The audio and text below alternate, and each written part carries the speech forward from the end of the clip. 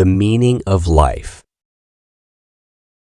You know, Alice, the meaning of life is quite an enigma, isn't it? Oh, John, I've always wondered about that too. Some say it's 42, but I doubt Popcorn knows the answer. Well, I'm not sure popcorn holds the secret to the universe either. But you see, life's like a roller coaster with ups and downs. You experience happiness, sadness, love, and disappointment. It's like a buffet of emotions. That's true. It's like we're all in this big game, but no one sent us the rule book. Right you are. It's like we're fumbling through a treasure hunt without a map. But you know what they say, life begins at the end of your comfort zone. So, to find the meaning of life, we should jump into adventures. Let's skydive with squirrels. Skydive with squirrels. That's an adventurous thought, Alice. But I think squirrels prefer acorn hunting. Okay, maybe not with squirrels then. But why do you think we're here, John? Are we just randomly tossed into existence like popcorn in hot oil? That's a profound question. Some believe in a higher power, a grand creator who designed all of this. Others think it's a cosmic coincidence, like winning the lottery of existence. Winning the lottery of existence sounds exciting. But if life's a lottery, why can't I win a lifetime supply of pizza? I'd love that too. But it seems life's more like a series of lessons. We learn from experiences, good and bad, and that shapes who we become. So it's like we're all students at the University of Life, attending the class of existence. Exactly. And we're constantly learning from the best teacher, experience. But what's the final exam, John? Is there a pass or fail grade? I guess the final exam is when our time here comes to an end. As for the grades, well, that's a mystery. Maybe it's not about passing or failing, but how we played the game. That's deep, John. I suppose it's about cherishing the moments, no matter how small or grand they are. Absolutely, Alice. Whether it's sharing popcorn on a park bench or dancing under the stars, those moments are what make life special. Oh, I love dancing. Maybe the meaning of life is to dance like nobody's watching. That's a beautiful way to put it. Embrace the joy and dance away. You're right. Life's too short to worry about what others think. Precisely. Be yourself. Enjoy life and be kind to others along the way. So, the meaning of life might be a mix of love, laughter, and learning. I couldn't have said it better, Alice. Love deeply, laugh heartily, and never stop exploring the wonders around you. Oh, maybe the meaning of life is to find a unicorn. Finding a unicorn would indeed be magical. But some mysteries are meant to remain just that, mysteries. You're right. Life's full of surprises, and that's what makes it thrilling. True. Life is an epic tale with twists and turns, and each chapter adds to the story. We might not have all the answers, but we can surely write our adventures Well said. We're the authors of our own story. Let's make it a captivating one. You know, John, it's like we're stargazers, trying to decode the constellations of life. Yes, and each star is a moment waiting to be cherished. I'll never look at the stars the same way again. And I'll never look at popcorn the same way again. You know, John, I might not have all the answers, but I feel a little lighter after this conversation. Me too, Alice. It's amazing how discussing the mysteries of life can make us feel more connected. Maybe that's the meaning of life, to connect with others and share laughs and popcorn? I couldn't agree more, Alice. Connection and popcorn should be in the dictionary as synonyms. Let's make it official then. I'll contact the dictionary people. And I'll write a letter to the popcorn manufacturers. Together we'll change the world, one laugh and one popcorn kernel at a time. And when we're old and gray, we'll sit on this very bench, reminiscing about the day we discovered the true meaning of life. Oh, John, that sounds like a beautiful story. It will be, Alice. It already is. The future of humanity. Hey, Sarah. Long time no see. How have you been? Oh, John, you know me, always questioning everything and trying to figure out where humanity is headed. Speaking of which, what's your take on the future of humanity? Ah, the future of humanity. I'm optimistic, Sarah. We'll be living on Mars, having robots as friends, and maybe even flying around like the Jetsons. Mars, robots, and Jetsons. You've been watching too much sci-fi, John. Besides, what about the challenges we face right now? True, true. But think about it, Sarah. Imagine having a robot to do all our chores, like folding laundry or doing the dishes. But what about our jobs? Will robots take over everything? Well, some jobs may be automated, but new opportunities will emerge too. People will become inventors of the future, creating even cooler gadgets. I'm not sure. What if those gadgets turn against us like in those robot apocalypse movies? Oh, come on. We'll just need to program them with the 3 laws of robotics. Don't harm humans, obey humans, and protect humanity. I hope they follow those laws better than we follow traffic rules. Good point. But you can't deny that technology has improved our lives. Remember when we had to use maps to navigate? Oh, don't remind me. I was always getting lost, and asking for directions was an adventure in itself.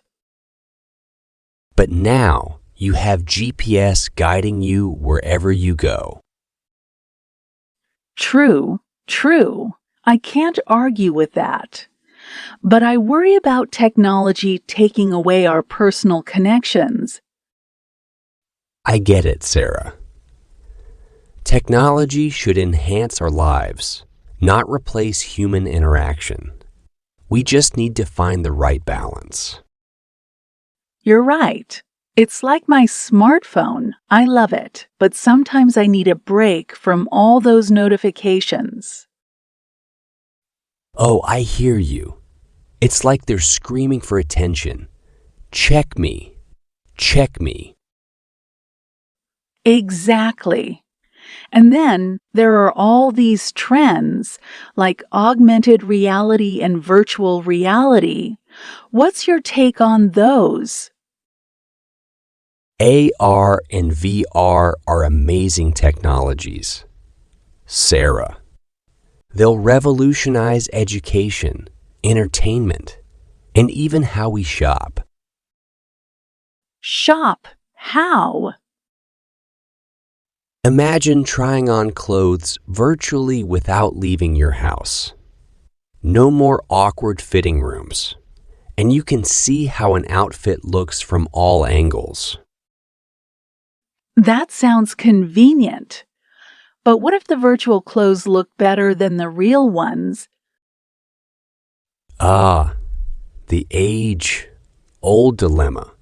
But hey, maybe we'll all just wear pajamas and robes in real life. Oh, great! A future where we all dress like ancient philosophers? Hey, it's about comfort. And speaking of comfort, what about the future of healthcare? Now you're talking? Will we have robot doctors diagnosing us? I hope not. I can imagine one saying, "You have a virus." Have you tried turning yourself off and on again? That would be both hilarious and terrifying. But seriously, will medical technology advance so much? Absolutely. We're already seeing incredible breakthroughs in gene editing and personalized medicine. Diseases that were once deadly might become treatable. That does give me hope for the future. But what about the environment? Will we save the planet? We have to try, Sarah. Renewable energy, eco-friendly practices, and sustainable living will become the norm. I hope so. We can't afford to keep treating the Earth like it's disposable. Exactly. We've got to be good stewards of our planet. Oh, and did I mention space travel? Not again. John, are you secretly an astronaut? Maybe in my dreams. But seriously, space exploration will be a reality for more people. Imagine having vacation homes on the moon. Yeah, and the commute to work will be a rocket ride. It'd be quite the journey, that's for sure. But hey, we'll get to see Earth from space, like in all those beautiful pictures. I must admit, that sounds incredible. I guess the future of humanity has its exciting side. It definitely does, Sarah. And as long as we work together, embrace the changes, and keep our sense of humor, we'll be just fine. Here's to the future then, and hoping it's filled with laughter, love, and a little less folding laundry. Cheers to that, and to a future where robots are helpful, traffic rules are followed, and we still have time for a good old-fashioned cup of coffee.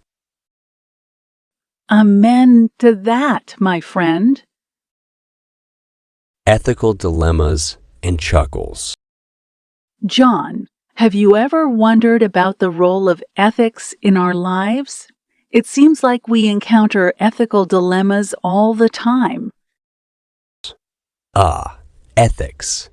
The invisible compass that tells us which way to go, even when Google Maps is clueless.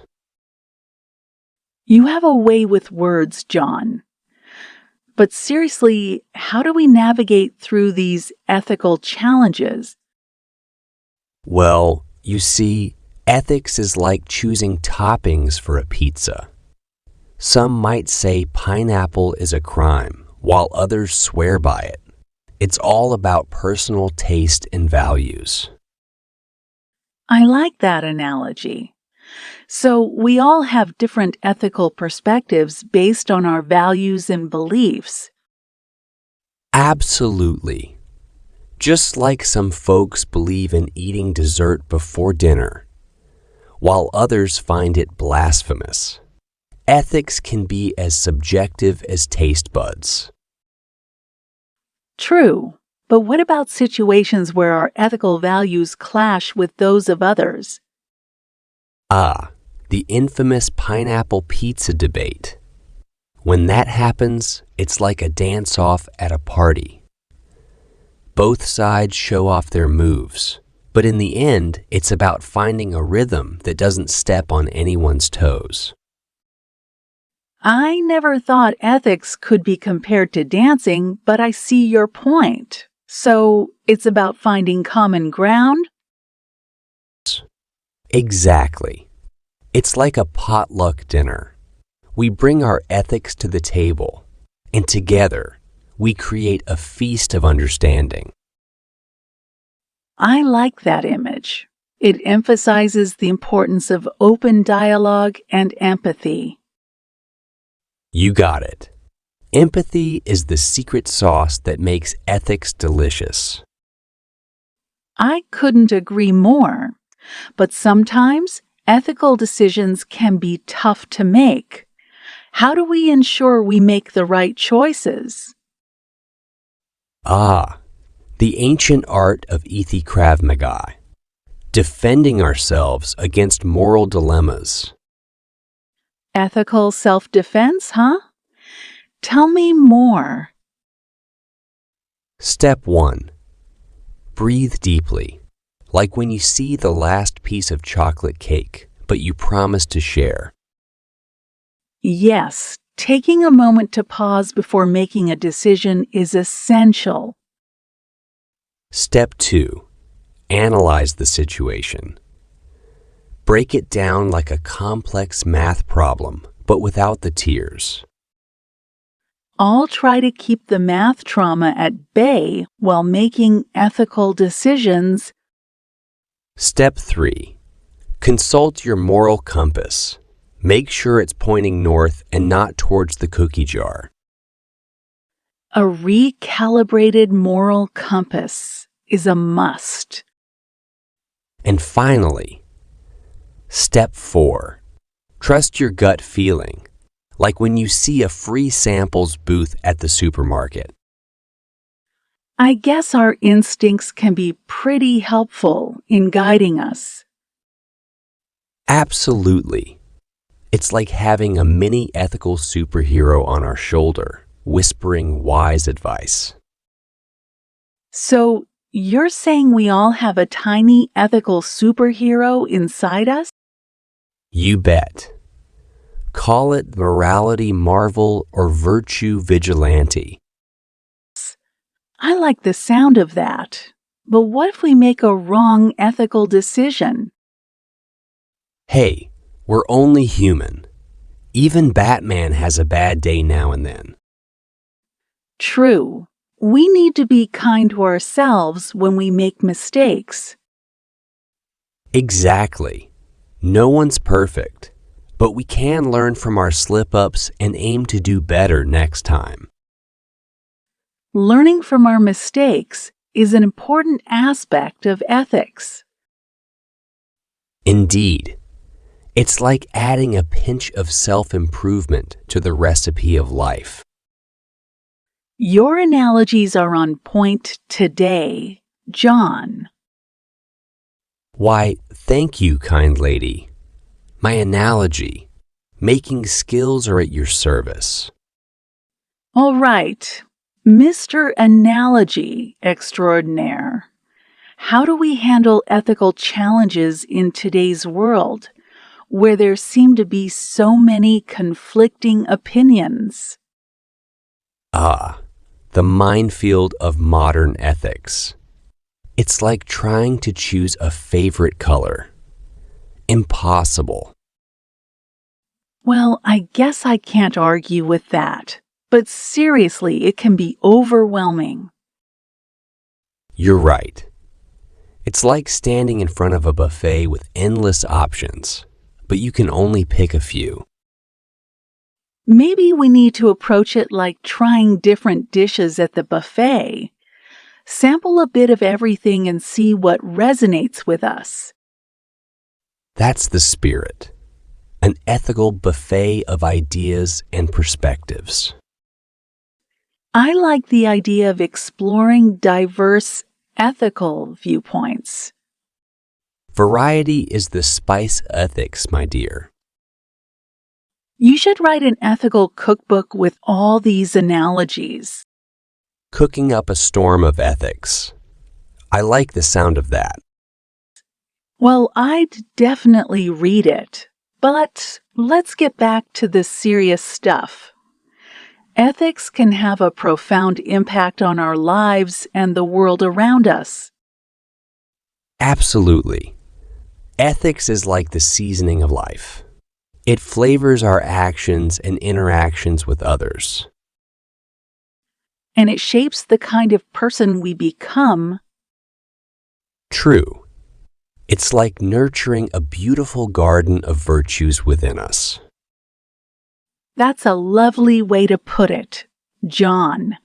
We should strive to cultivate a garden of ethical values. I'll make sure to water it with empathy and fertilize it with understanding. With your green thumb of ethics, our garden will flourish.